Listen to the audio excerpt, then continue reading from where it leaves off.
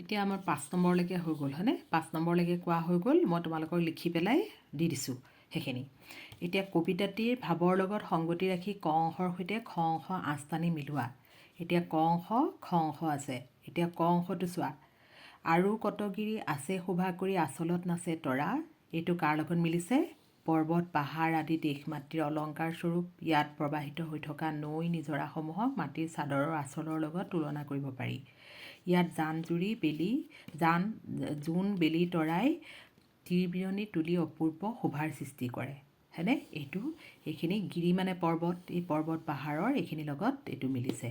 পৰ্বত পাহাৰ আদি দেশ মাতৃৰ অলংকাৰ স্বৰূপ শোভা কৰি আচলত নাচে তৰা হয়নে জোনবেলি তৰাই অপূৰ্ব শোভাৰ সৃষ্টি কৰে এইটোৰ লগত এইটো মিলিছে অসমা সুষমা মুনি মনোৰমা আমাৰ চেনেহী আই এতিয়া চোৱাচোন অসমা সুষমা মুনি মনোৰমা আমাৰ চেনেহী আই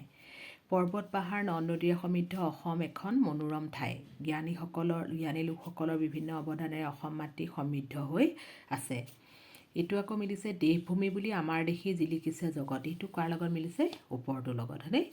বেদ পুৰাণ ৰামায়ণ মহাভাৰত আদি প্ৰাচীন গ্ৰন্থসমূহত আমাৰ দেশখন দেৱতাই নিৰ্মাণ কৰিছিল বুলি উল্লেখ কৰিছে সেয়ে ই দেৱভূমি প্ৰাচীন সভ্যতা হিচাপে আমাৰ দেশখন বিশ্বৰ বুকুত জিলিকি আছে এইখিনি বুজিলা এতিয়া এইখিনি ক অংশৰ লগত খ অংশ মিলোৱা এতিয়া 7 নম্বৰটো চোৱা আমাৰ দেশ কবিতাটিৰ দেশ মাতৃৰ সৌন্দৰ্য বৃদ্ধিত তলতীয়া উপাদানসমূহক কেনেদৰে অৰিহণা যোগাইছে এখন তালিকা প্ৰস্তুত কৰা